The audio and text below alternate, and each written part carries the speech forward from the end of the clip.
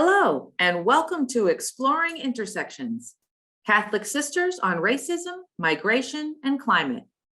Here's our host, Cherish Budzinski. Hello, and welcome to this episode of Exploring Intersections. This program is made possible through the Leadership Conference of Women Religious, Region 10. Throughout this series, we've been honored to talk with expert panelists about some of the biggest social issues of our time. If you have missed our past programs, you can watch them on YouTube or download a podcast version. Today, our panel conversation is about healthcare equity. Affordable, equitable access to quality healthcare is among the most basic of human needs. Yet healthcare inequities remain, with differences in care, access, affordability, and quality leading to health disparities, which are health outcomes linked to social and economic disadvantages. Is equitable access to healthcare possible? And if so, what steps must we take to get there? To help us better understand today's topic, we are joined by three panelists. Crystal N. Lewis is a public health law and policy analyst for the Institute for Healing Justice and Equity and an adjunct professor of law at St. Louis University's School of Law. She is currently teaching a class on health equity, policy, and advocacy, and working on a project tracking declarations of racism as a public health crisis across the United States.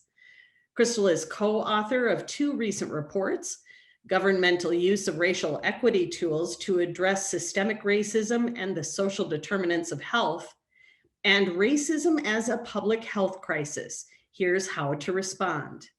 The latter contributed to the passage of a bill in Connecticut, which declares racism as a public health crisis. Welcome, Crystal.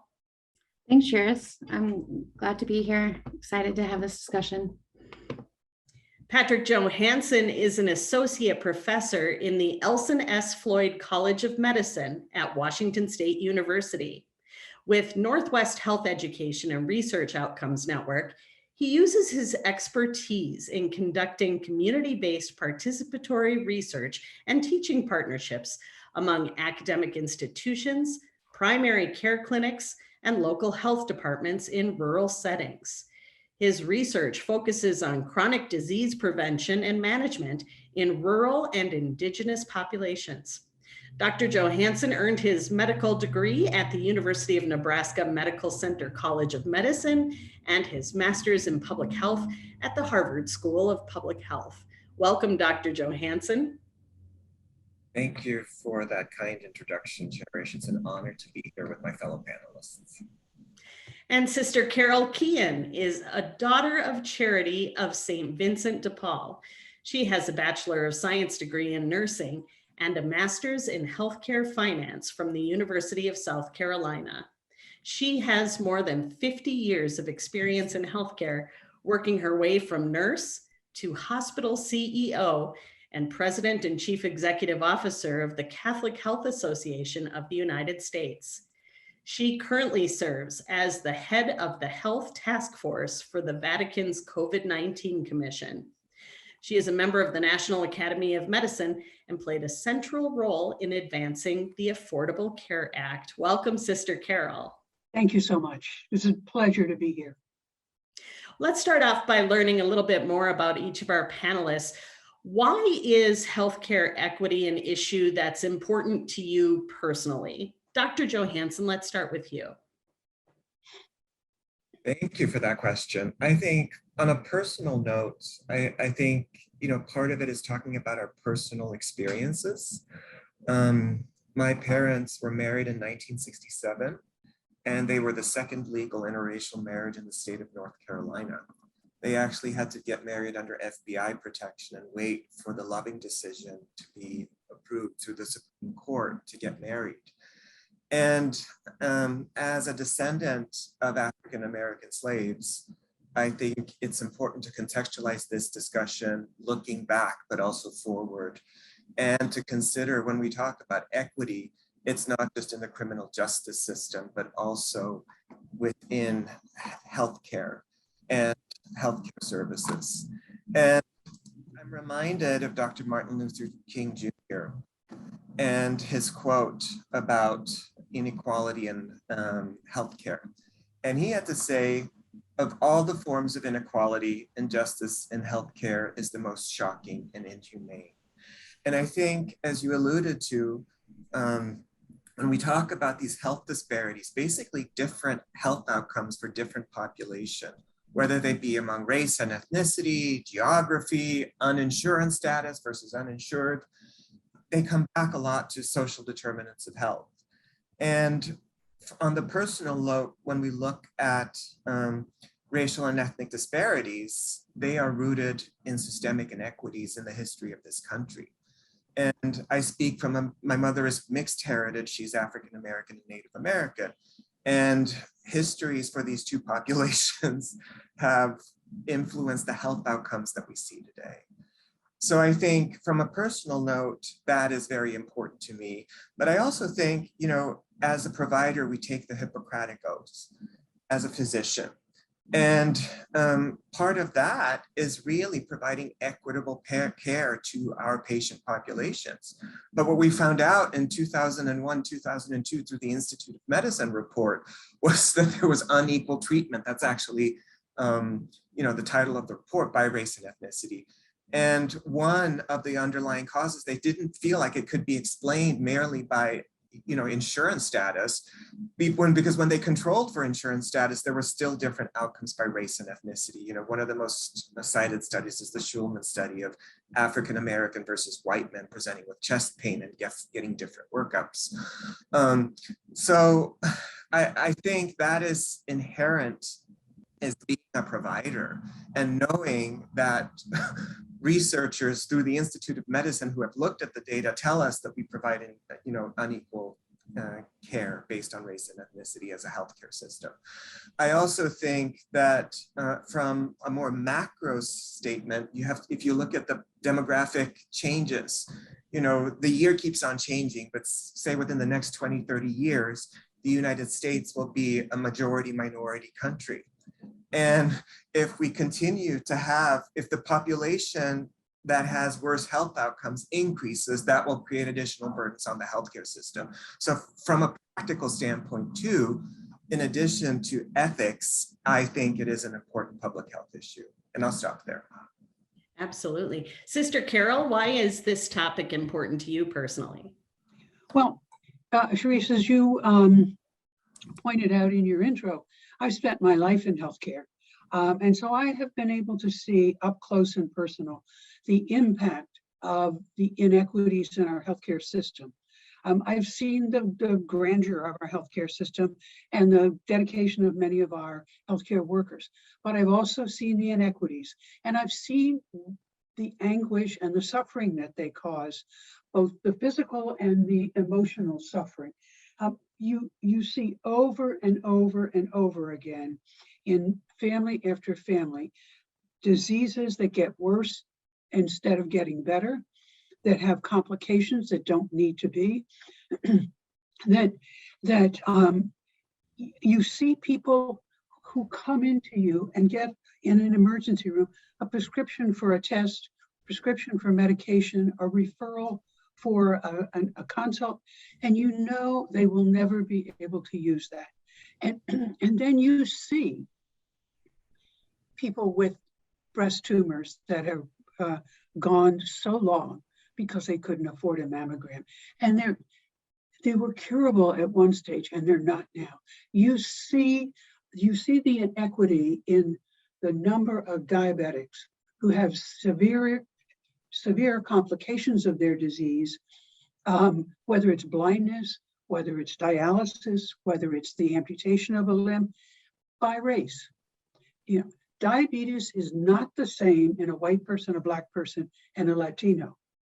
It is the same disease, but the kind of care they get, the kind of other socioeconomic things that surround them make the disease much worse. And so you look at that in a nation that is arguably the richest nation in the world, a nation whose founding documents say we're endowed with our Creator with a right to life, liberty, and the pursuit of happiness, which no one can do without health. We come out of a church that talks about being made in the image and likeness of God. And so the suffering, there is no way to exaggerate the suffering, and there's no way to deal with it unless we become very honest and very outspoken about it. You know, we made some progress with the ACA, some very measurable progress, and it was very important to do. But we still have, just for example, we still have 570,000 African Americans who are locked out of Medicaid coverage, which would provide primary care, x-rays, medicine, and continuity of care, preventive care. 570,000 just locked out because their states will not allow Medicaid to be expanded. And even though the federal government has already budgeted to pay for 90% of it, that is just unconscionable. And we just can't let that go on. And I don't want to go too long, but I could give you those same kind of statistics for Latinos, and I could give you other statistics that show not only do we have a problem in equity of care to everybody by insurance, by income, we have an even bigger problem if the person happens to be a person of color. Very interesting. And Crystal, how about you? Why is this topic of particular importance to you? Yeah, so first and foremost, I want to say I'm sorry if you hear whining in the background. My dog is here and she saw another dog, so you might hear that. But health equity is important to me because I remember growing up, access and affordability in healthcare was a significant issue. And subsequently, and or maybe genetically now, I do have several chronic conditions myself. And so that has driven me to this work. But as a professional as well, I've worked in healthcare systems, and I now work at a university. And so I see the inequities day in and day out, and I read the research, and I agree with everything Dr. Johansson and Sister Carol Keehan have said as well. Mm-hmm. What is healthcare equity exactly? What does that mean? And what might healthcare inequities look like to the average person? Crystal, let's start with you on this one. Yeah. So I do want to make the differentiation between healthcare inequities and health inequities. I think that there is often a huge overlap between the two. However, they can also be different as well. So we think of healthcare as the institutions in our society, and health is something that we all have. And so thinking about how and where and why health happens, and that it's not usually at a healthcare facility, but that healthcare does impact significantly how we experience our health, and how health happens for us. And so I think that, it's a huge problem. It's in everything that we do. When we start to think about particularly the social determinants of health, as Dr. Johansson noted, we can see it in healthcare, we can see it in education, employment. He also mentioned the criminal justice system, housing, all of the big systems that impact how we live our lives also impact our health. And so thinking about that as we move forward. And it's so appropriate that we're taking on this topic after addressing so many other systemic inequities in our previous conversations, because they build upon each other, as you've pointed out, Crystal. Sister Carol, any additional thoughts related to what healthcare inequities might look like to the average person, or the very definition of healthcare equity? Well, I think Crystal did a great job. Excuse me. And I would say that unfortunately, some of the healthcare inequities, and we found this out over and over again, when we were trying to get the Affordable Care Act passed. In this country, they can be hidden. And they're hidden because people are ashamed to admit. They're hidden because people don't know that there's a possibility. They're hidden because we can, in many areas, keep people pushed off to the side. We can find ways that they don't cross our paths. And there are ways where we have health inequities and almost undercut any chance to have a good, healthy development with poor water systems, with safety. If you live in a neighborhood where there are gunshot wounds all the time, where when you go out, needles are laying on the ground, drug deals are being done. When you live in a place that's crowded and there's a lot of violence and aggressive language and no emotional support and a lack of stimulation, all of those things are the beginning of health inequities, emotionally and physically. And then you look at it, even so far back as, did your mother have a healthy pregnancy? Can you get well child checkups? Can you do anything about them? All the nutrition counseling in the world isn't going to do any good if you live in a food desert, or if you don't have the money, or if you, for some technicality, you're not allowed to get on food stamps. So it is a huge number of things.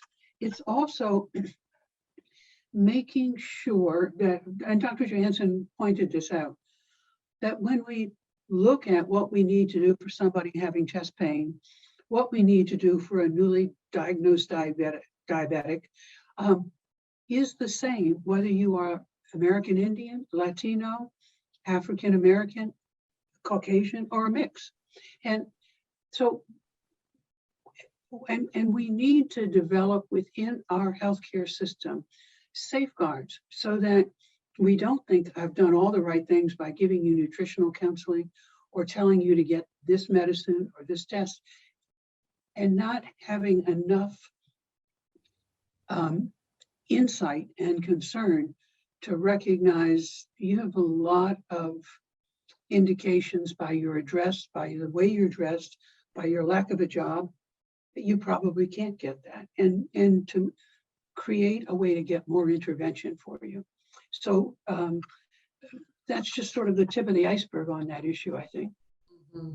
Dr. Johansson, I want to give you a chance to comment on this too. I know the other two answers have been pretty comprehensive. Anything to add as far as what healthcare inequities might look like to the average person, or the very definition of healthcare equity? Well, I think both Mr. Carroll touched on this in terms of when we talk about, and I'll just use two different terms. So health status disparities, which is differences in health outcomes from between different populations, and then healthcare disparities, which specifically deals with more the healthcare system, what happens once a person goes into the healthcare system. Also recognizing that, as Sister Carol pointed out, there are populations that are going into the healthcare system already experiencing health disparities, and that those are frequently different by race and ethnicity. I think it is important that, just to cite the unequal treatment report, which specifically focuses on the healthcare disparities, and which is now about 20 years old. But their definition specifically about healthcare disparities is differences in quality of healthcare that are not due to access-related factors or clinical needs, preferences, and appropriateness of interventions. And so I think that's how I would just summarize it. And I think one, example of healthcare disparities is if a woman or a man presents with chest pain, and they say that, oh, for the man, it is actually his coronary arteries that are blocked. For the woman, oh, it's in her head. That's an example of bias and health disparities, just to you provide a concrete example. And what is seen is that women or men have been treated differently for chest pain. Mm-hmm. They present with the same symptom. Absolutely. We've touched on, Sister Carol, I feel like you fully addressed social determinants of health and the factors that contributed to overall health outcomes. Any additional thoughts, Dr. Johansson or Crystal, to contribute to that line of conversation? What I would add, and this is an emerging area of research, is that we know that perceived discrimination is also associated with different adverse health outcomes. And we know that people who report higher levels of racial and ethnic discrimination, there's evidence that it's associated with hypertension, smoking, low self-rated health, physical, but particularly mental, strong association with depression. And I think, a lot of our studies, they're sort of snapshots. So you can't tell if there's a chicken or the egg that came first, but you can tell that there's an association. And I think as, we've become more sophisticated scientists, one area is looking at, how is racial and ethnic perceived discrimination, associated with health. And obviously that can also be tied to structural racism, which is, rooted in social determinants of health. But I think, there's this thing called the iceberg analogy of institutionalized racism or racism, where the top it's day-to-day encounters, and then how the iceberg is built under the surface, which you can't immediately see, are all these structural, which could have anything to do from, where you live, work, and play, in terms of access to resources. Is this an area where there's food deserts, for instance? Is this an area where there's a disproportionate of advertising about cigarette smoking and alcohol? So I think, racism in itself, and it's been declared a public health emergency, is also being examined as a component of this. I would just add. Yeah, just adding to that, I wanted to say we can't talk about health care equity and health equity without talking about racial equity as well, or racial inequities, because it is pervasive through every part of our society, and how we have lived. And to Dr. Johansson's example of a man and a woman coming into an ER with chest pains, we're seeing studies with racial inequities similarly. A Black man and a white man are coming in with the same issues, and they're being treated differently. Why is that? So we have to start to look at, what is that? Is it a personal bias? Is it an institutional bias? Is it a structural policy bias, or is it all of it together? And I would argue it's all of it together. As he said, structural racism is a huge issue. But when we start to think of that in the different levels and how that impacts one person's health, but then also our health outcomes as populations and as a society in general. So we've touched on disparities related to race and disparities in healthcare related to gender. Who bears the majority of the burden of these inequities? Sister Carol, maybe I'll go to you with this one. And what are some of the trickle-down effects of disparities in healthcare? Well, it's not so much a trickle down, sometimes as a sort of a waterfall effect of what happens with that. For instance, if you look at HIV, for instance, African Americans in this country make up 13% of our population, 40% of people with HIV. That's 8 times the rate of Caucasians. Latinos are 4 times the rate. So, in disease after disease after disease, whether the biggest part of it is your health disparities in just whether you eat well or you live in a safe place, et cetera, or whether it is response to treatment or or lack of early diagnosis. You see it over and over and over again. And you not only see it, but you see a serious deficit in getting the most out of the healthcare system. You see complications that could be prevented much more by racial groups. You see the seriousness of those complications much more, and it's, you know, it is so often, whether it's something as straightforward as pain management with a cancer, or the management of that cancer, or the management of heart disease or whatever, you see that getting far less of the quality and the outcome that they deserve with having that disease. And that's over and over again, no matter who looks at the statistics, over and over again, you see it far more in people of color, and certainly more in an immigrant population. Crystal, any additional thoughts on those trickle-down effects or the waterfall effect, as Sister Carol mentioned, and who's bearing the majority of the burden? Yeah, so first of all, I do agree that people of color are bearing the majority of that burden.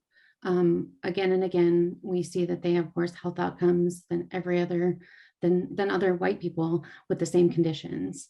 However, I would also say that some of the research starting to do with the Institute for Healing, Justice, and Equity looks at how racism and these negative health outcomes are really affecting all of us. So our white people's health outcomes are also affected by negative racist actions within the healthcare system and within our society in general.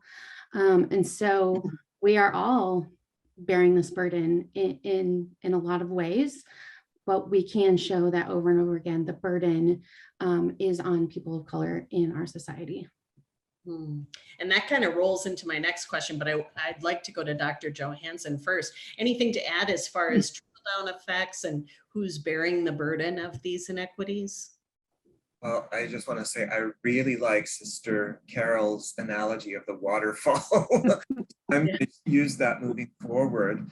And just to add to Crystal and Sister Carol's articulations, I also think it's important to throw geography into the mix, being mindful that when you do look at geography, particularly rural communities, you also see disparities by race and ethnicity.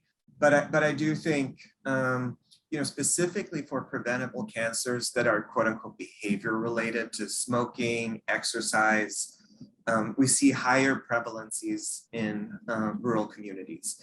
And I think, it's interesting, I'm actually working on a grant application, which, one of our rural partners came to us and said, we've got to do something about cervical cancer screening rates in rural women. COVID, to begin with, they're not great because of less access to care. But the COVID pandemic has really reduced the number of women who have come in for screening. And so, one thing, so I actually looked up a particular statistic, but it shows that in the first 4 months of the COVID pandemic, the cervical cancer screening rate of rural women decreased by 82%. And this is in a population that already experiences health disparities. So I would, in addition, as we're talking about these different lenses through which we're examining disparities, I do think it is important to point out geography as well. Okay. Why should healthcare equity matter to everyone, whether they're people of faith, people of no faith tradition? Crystal, I feel like you touched on this. Dr. Johansson, let's start with you. Well, I think one of the things, if you look at a societal level and healthcare costs in this country, if we don't do something about the healthcare disparities that currently affect minority populations, who will soon be the majority populations, our healthcare costs will increase even more. So I think from just a practical fiscal standpoint, they need to be addressed. But I also think, I mean, it goes back to core tenets of social justice and what Sister Carol articulated when she quoted the Constitution. You know, if we are going to live in this society with liberty and justice for all, how do we make sure that people can have healthy lives and engage in those tenets of activity? Sister Carol, your thoughts? Why should everyone care about this issue? Well, you know, this is one of the things that has baffled me for so long about our country. There are compelling spiritual reasons. You know, if you believe, you know, in the value of people, if you have a faith base or a non-faith base, but you believe in the dignity of people, and there are just a myriad of self-interested reasons. It overwhelmed me to see economist after economist after economist talk about how much better off the upper class and middle class would be if we did not have such a huge population of uninsured or underinsured in our country, and that we would save money. Every state that has taken advantage of the Medicaid expansion for the poor in their state through the Affordable Care Act has done incredibly better financially. And study after study shows it. We claim to be a caring people, a people who believe in democracy, the dignity of the individual as a nation. We claim as Catholics the explicit teachings of Christ and his church. And when you look at even statistics internationally, and I spent a lot of time doing this, if you look at the 14 leading industrialized nations, we're the only one that doesn't give everybody health insurance. And our costs per capita are twice the cost of every other industrialized nation, and sometimes more than twice the cost. And you say, well, look what we get, you know, you got to wait in line. No. By the 7 most important measures: patient satisfaction, patient outcome, preventive care, all of those kinds of measures, when anybody from any country studies the 14 industrialized nations, we come in last. You know, we can say, oh, those Canadians have to wait in line. Canadians like their healthcare better than we do, and it's cheaper. And I'm not trying to make a case for Medicare for all. I believe there's enough brilliance in this country to devise a system that's uniquely ours, and we would all be better off. But we spend so much time and political effort undermining the case for healthcare for everybody in this country. And unfortunately, it's done so effectively that so many people believe if you get healthcare as a person who is poor, I will lose something. And that's been proven dead wrong over and over again. Mm-hmm. But it is an argument that keeps coming to the forefront. It's so fascinating. Yeah. And Crystal, as I said, I know you kind of addressed this question already, but in your mind, why should healthcare equity matter to all people? You know, like I said, I think that our health outcomes are all determinative of this. And just from a human perspective, you know, humanity to humanity, human to human, like, let's treat each other the way that we want to be treated. Just at its most simple, you know, form. Because I think at the end of the day, that's what most of us do want. And so it's getting there and figuring out how we do that together. But otherwise, I feel like Dr. Johansson and Sister Kehan articulated it really well, and they said the things that I would say. How widespread are healthcare inequities? And with the global pandemic upon us, how has that pandemic experience brought those inequities to light? Crystal, let's start with you on this one. Sure. So health inequities are, like you said, widespread. They are everywhere and in everything. And we can usually make some kind of ties back to the social determinants of health and or that iceberg that Dr. Johansson was talking about. However, I think that we have the ability to move forward beyond that. And to work together as a system or as people in a system that doesn't work very well right now. So I'll go with that. Sister Carol, I know you've worked on the Vatican's COVID-19 Commission. I bet you have some interesting perspectives on this.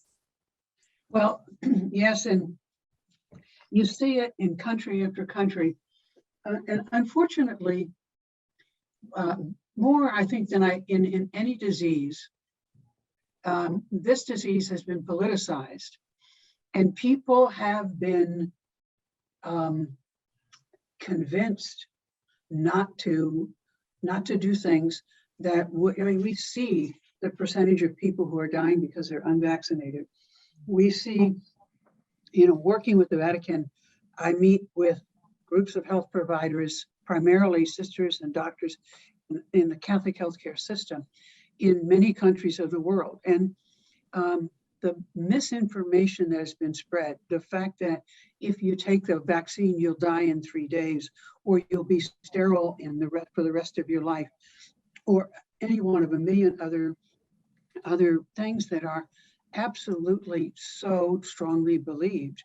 And that's why we've tried to use the sisters throughout Africa and India, the Philippines, Brazil, because they are the people who have been there before COVID, during COVID, and will be there after COVID to help people understand what it's all about. But I mean, I can tell you, even one of the older sisters in one of the countries of Africa said they were all saying, and even the sisters, have been affected by this. She said, well, I figured I was the oldest. I should be the one to take the vaccine. Everybody else thought it was going to kill them. And she said, every day somebody calls the convent and says, is she dead yet? It's just so incredible how misinformation, and certainly we see that in the percentage of people in this country who are not vaccinated and not boosted. And in the percentage of people now who are dying and are vaccinated, and the percent of people who are not dying and not being hospitalized, even if they get the virus, they're doing quite well in surviving the virus because they are vaccinated and have a booster. So it is really, I think this is sort of the news, what the media is doing, I think is far greater today, and the misinformation campaigns, than it was before. I mean, everybody took vaccinations with a few minor people, percentage of people that didn't.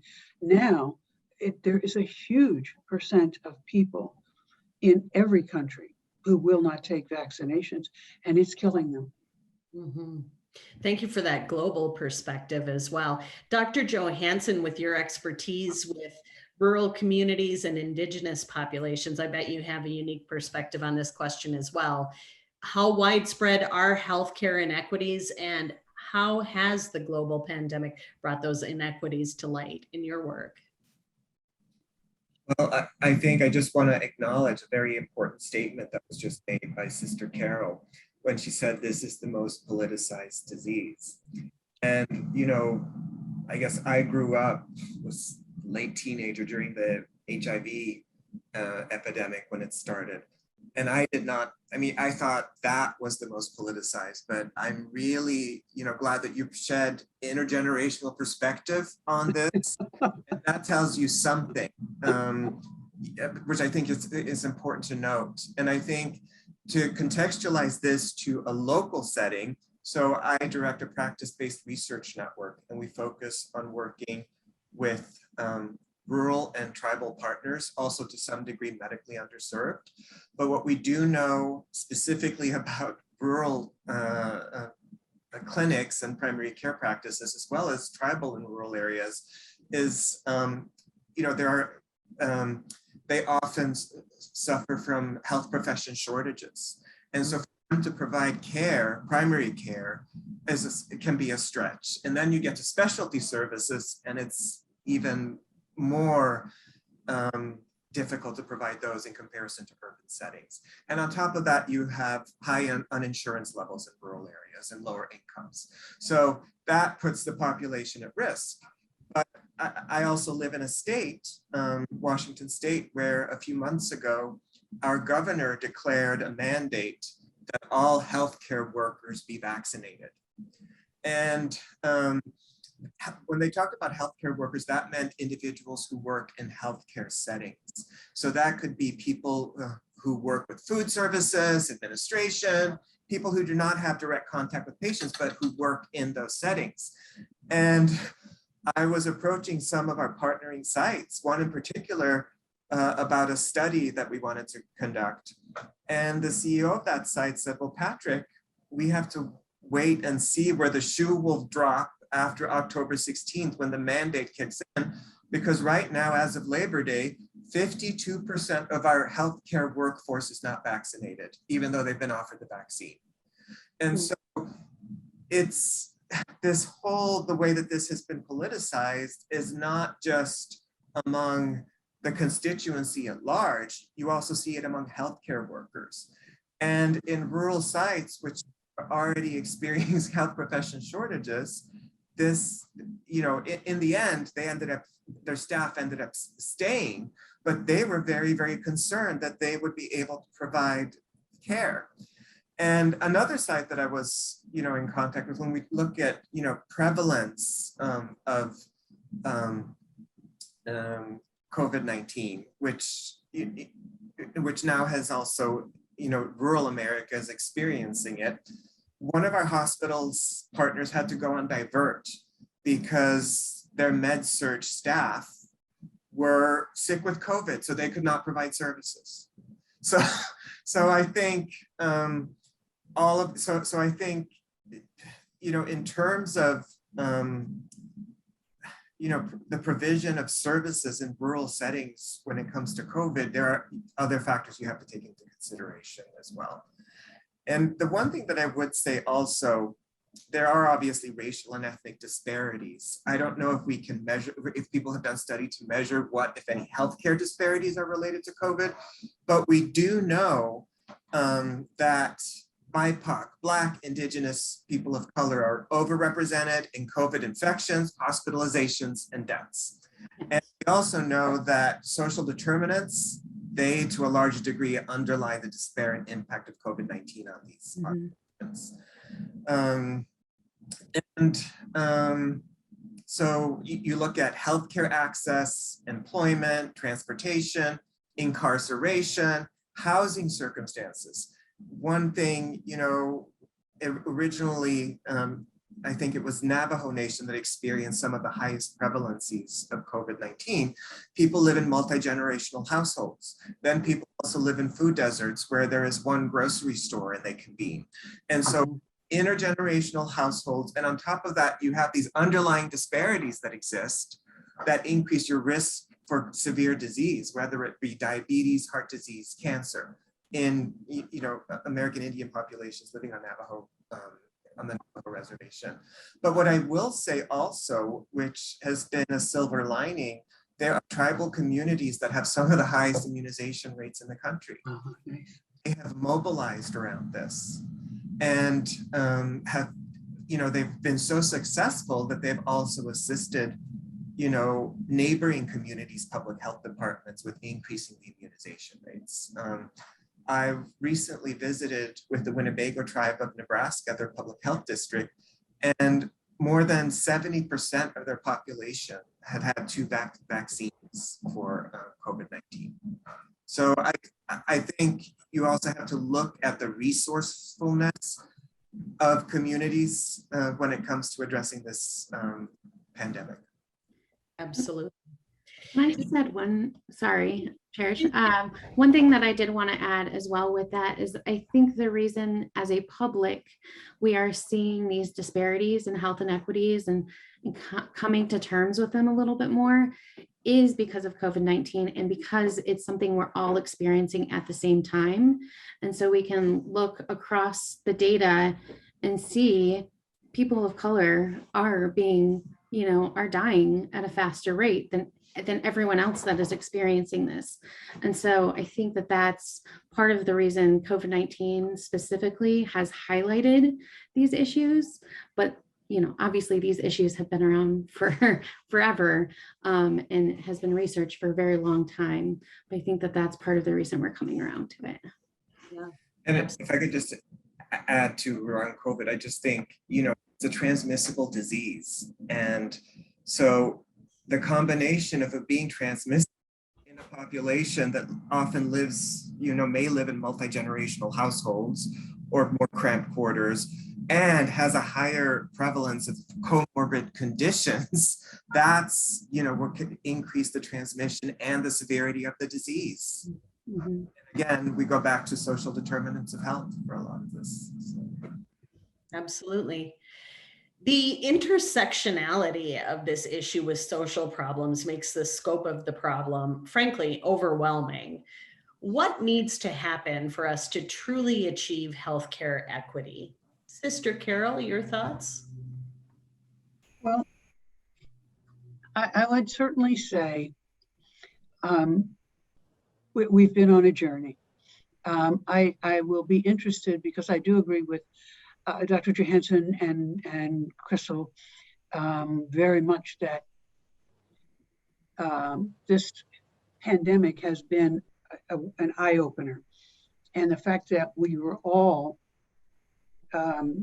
very, very potentially impacted by it. So I would say that I look forward to the post-studies and what we're going to find with that, and what we're going to do to. I was looking at some structures that are being set up even now to evaluate, analyze, and prepare, not only as a nation but as a global community. As Pope Francis made very clear in the beginning of his last encyclical, Fratelli Tutti, we cannot say, once this is over, we go back to life as it was, because life as it was inequitable. And so looking at, and to start with a lot of simple things, and this is where we need the whole nation. People would ridicule, this saying that it takes a village, but in truth, it's not going to just be healthcare people that help with all the things that are essential for quality health and health equity.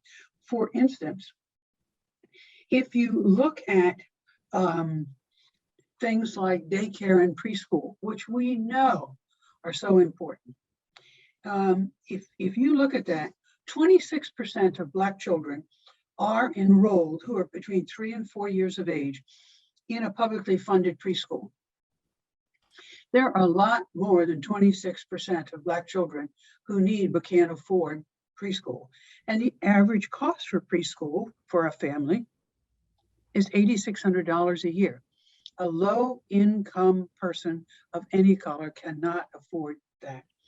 We had some incredible studies done about reading and stimulating young children. And they talked about the average child, by the time they get to 5, has had 200 books read to them. The average child on Medicaid has had 10. So we need to mobilize our education community, our social service community, the philanthropic community, and talk about these things. We've talked about food and those kinds of things. And so in all honesty, I think we've got to look at our nation one more time and say, okay, what do we want the new world to be? And my great hope is that people are going to say, enough of a percentage of people. I fear the politicization of disease, but my great hope is that people are going to say that we want this nation to be everything it's called to be and everything it desires to be. And that's going to take not only the people in healthcare, but it's going to take a lot of other disciplines and it's going to take a lot of community organizations, things like churches. And I think we're a great nation. And I think if you give us a challenge and mobilize our common bonds, we can do that in spades. Crystal, your thoughts on what needs to happen to achieve healthcare equity? Yeah, I was thinking as Sister Carol was talking, and I think just first of all, being more human and more just, and a little bit of an explanation, being more human. Obviously, I talked about that a little bit earlier, treating each other like we wanted to be treated. But I was listening to NPR recently, and they were talking about how, robots are taking over lots of jobs. And there's studies being done showing that what we need to do to keep our jobs and employment is to be more human, because robots can't be human. And so I know it seems so basic and, so simple, but I think it's something we really struggle with.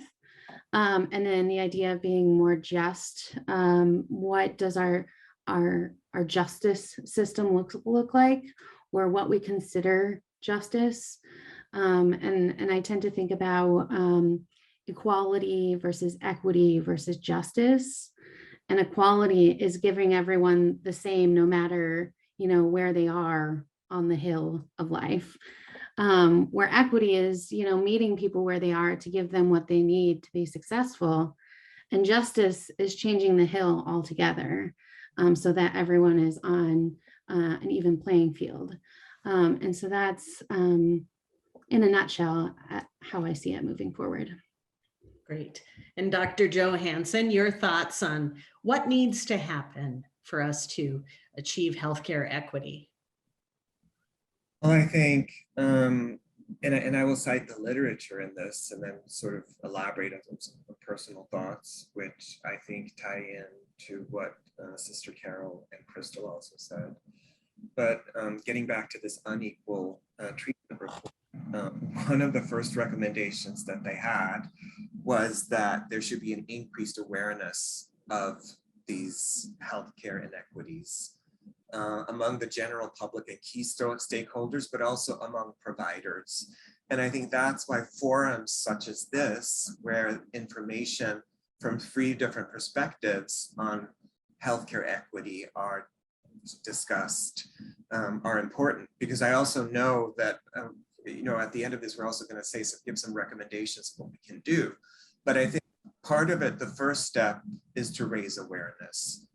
Whether it's on committees in the Vatican, whether it's teaching, whether it's research. So I think that. The other thing that I think is important, and that it speaks to, I've mentioned the changing demographics of America, that we will be a majority country at some point within the next few decades.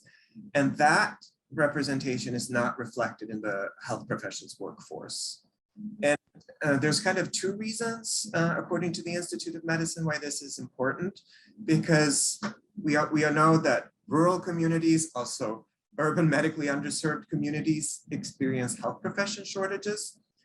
If you train somebody as a physician and they're from a rural background or an urban medically served background from a particular racial and ethnic minority community, they're more likely to go back and practice in those communities.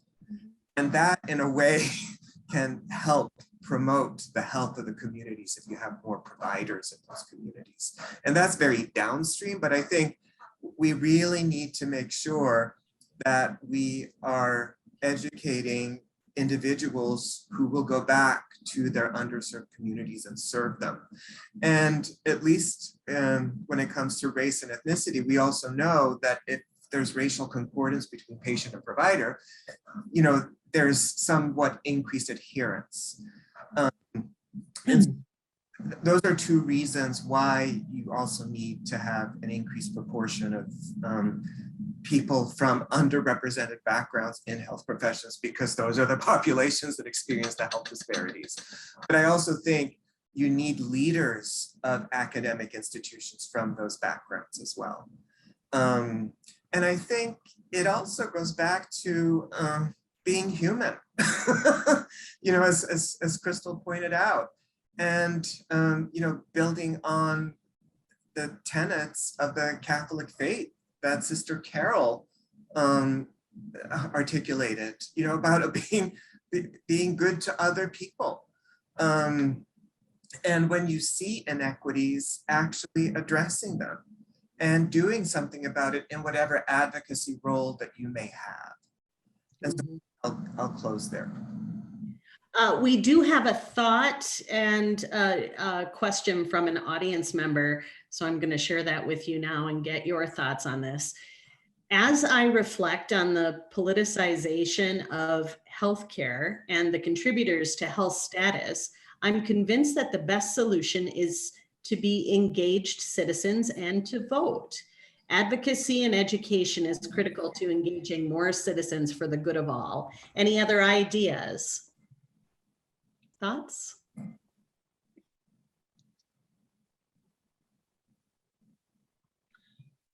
Well, Sharice, as you know, my final statement that you asked us to make revolves around advocacy. And I do believe very strongly that we cannot sit silently by and watch what's going on and not speak out. And there are just so many times when you look at people who did speak out, and maybe they paid a price, but they made a difference. And times when we did not speak out and we had catastrophic things that we're all ashamed of. So I think it is really important. It is really important as we look at protecting the vote and being people who let their elected representatives know that justice and equity and fairness are very important, and they're not just spin words, and that we do expect them to drive a stake in the ground on those issues. And so I do agree that voting is very important, and I think it's going to get more and more important because we've seen a lot of the assault on the power of the vote, and we as Americans have cherished the value of our vote. So yes, I would agree. Okay, I think with that, we'll just roll right into our action items. So thank you to everyone in our live audience who has submitted their thoughts to us. And of course, we invite you to continue the conversation on our Facebook page. In addition to that, with a better understanding of the topic of healthcare equity, it's time to talk about our next steps. Each of our panelists have provided suggested action items to help us as we move forward. Dr. Joe Hansen, let's start with you. Tell us about your action item. I think it is in direct alignment with the note that we received from the audience member, as well as Sister Carol's statement about the importance of voting. Land-grant institutions that are public generally have a mission in each state, the entire population, and they generally often have an academic component dedicated to health sciences and health services. We vote for our Board of Regents that are the sort of the overseers of the land-grant institution as citizens of that state. And so it's important to vote in a person who has a health agenda and holds the land-grant institution accountable in terms of, whether it's, educating individuals from backgrounds who come from communities that are underserved and experience health disparities, to the type of research that they may do, and ensuring that the services that they provide within their academic medical centers are equitable. And the other thing is, you can be an active partner because these Board of Regents, they have open meetings to the public where you can listen. And you can also write your regent who is from your district and bring up issues that are priorities for you, specifically if it regards access to equitable healthcare within your own state. And so I think it goes back to academic institutions are part of the role in providing equitable access to healthcare. And so holding that academic institution accountable, whether it's through the education of students, whether it's through research, whether it's through services that it provides. Wonderful. Thank you, Dr. Johansson.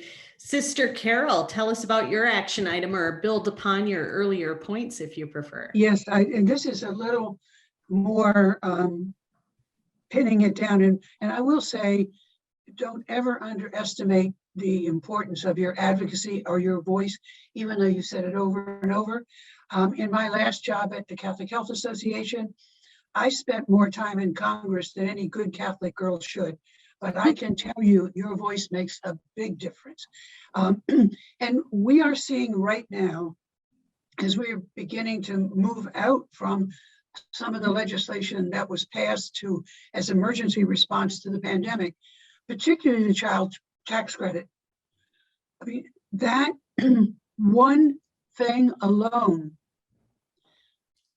lowered child poverty in this country more than it has ever been lowered before. It increased the nutritional status of children in our country more than we've ever had before, and it has stopped. We know that they are now looking at what parts of the Build Back Better legislation they want to take in and doing it in batches. What you decide is important in that is sort of a measure of your conscience and your value system. Things like the child tax credit, early childhood education, climate change and healthcare, as well as the legislation to protect voting rights.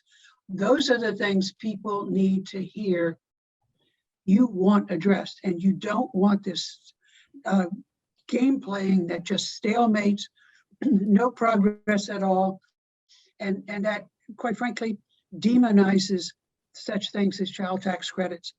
I mean, that's where I say, cry out full-throated and unsparingly, and go after doing the things that will actually make a real difference in children's lives next week. Great. Thank you, Sister Carol. And Crystal, tell us about your action item. Yeah, so I'm going to back up a little bit and then come back to my action item. Just for the audience question that we had, I think in addition to what Sister Carol said, education and advocacy is so important, particularly when it comes to democracy and voting, because at least from my own experience, I had like a couple civics classes, but it wasn't something that was consistently taught to me. It's something that I've really had to search for, of like how to be a good citizen and what that means to me. And I think that we could do a better job in our education system. So, and then that goes back to the social determinants of health, and will have a ripple effect in all the other ways. And so I just wanted to add that. And then getting into my action item for everyone goes with Dr. Johansson's note of accountability. So mine is a little bit more personal and a little bit more of the individual level of, not just having one open and honest conversation with someone about a topic that's traditionally uncomfortable in society, whether it's racism, sexism, ableism. There's lots of isms that are uncomfortable conversations. And maybe, it's someone at work, maybe it's someone at home, maybe it's someone in the grocery store. And it's just holding each other accountable to what we're saying and how we're saying it and how we're talking about it, so that we are on the same page, or that we're at least having open dialogue and discussion about it. Difficult and oh so important to do. Thank you, all of you, for your calls to action and for your time and lending your expertise to this important topic. It was a great pleasure talking with you today. Thank you. It's great to be here. Thank you. And thank you also to the team of professionals working behind the scenes to bring this program to life every month. Next month on Exploring Intersections, Catholic Sisters on Racism, Migration, and Climate, we talk about navigating the road ahead. It's the conclusion of this year-long series, when we'll take a moment to look back, reflect upon lessons learned, and set our sights on the future for these intersectional issues and the challenge set before us. In preparation for that conversation, we'd love to hear your thoughts, questions, and comments that you would like to share with the sisters who envisioned this series. How will you continue these conversations into the future? We'd love to hear from you via our Facebook page. And we hope you'll join us for our program. That's March 9th at 3 p.m. Central. Thank you for being here today. This series is made possible through the Leadership Conference of Women Religious, Region 10. Visit our website, exploringintersections.org, to find resources mentioned in today's conversation or to register to attend our next program. We broadcast live every second Wednesday of the month at 3 p.m. Central. You can also download podcasts of our panel discussions from Apple Podcasts, Spotify, and Google Podcasts, or via our website. And be sure to connect with us for the continuing conversation on Facebook. I'm Cherish Badzinski, and thanks for tuning in to Exploring Intersections.